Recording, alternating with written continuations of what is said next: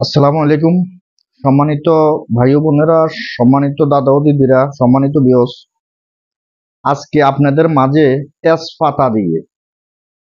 তেজপাতা দিয়ে বশীকরণ নিয়ে আসছি, যেটা করলে আপনার যে কোনো ব্যক্তিকে, যে কোনো নারীকে, যে কোনো পুরুষকে প্রাথমিকভাবে বাধ্য করতে পারবেন।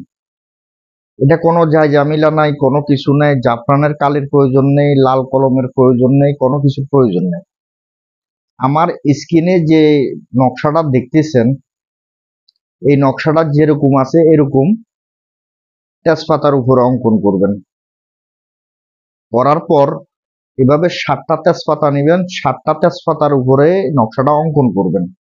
যে সংখ্যাগুলো দেখাইছি এই সংখ্যাগুলো অঙ্কন করবেন।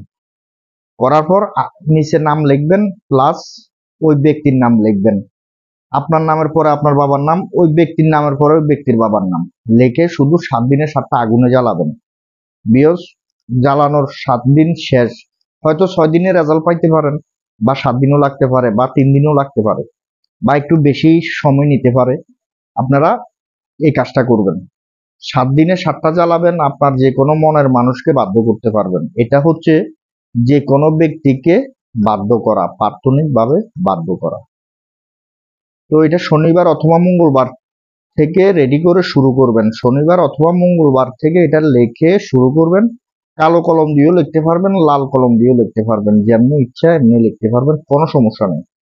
তো আজকের মতন ভিডিও এতটুকু। সকলে ভালো থাকবেন, সুস্থ থাকবেন। আর আমার ভিডিওটা যদি ভালো লাগে অবশ্যই চ্যানেলটি সাবস্ক্রাইব করে রাখবেন, আমার ফেসবুক পেজটা ফলো দিয়ে রাখবেন। তো আজকের মতন এতটুকু। ভালো থাকবেন, সুস্থ থাকবেন। আল্লাহ হাফেজ।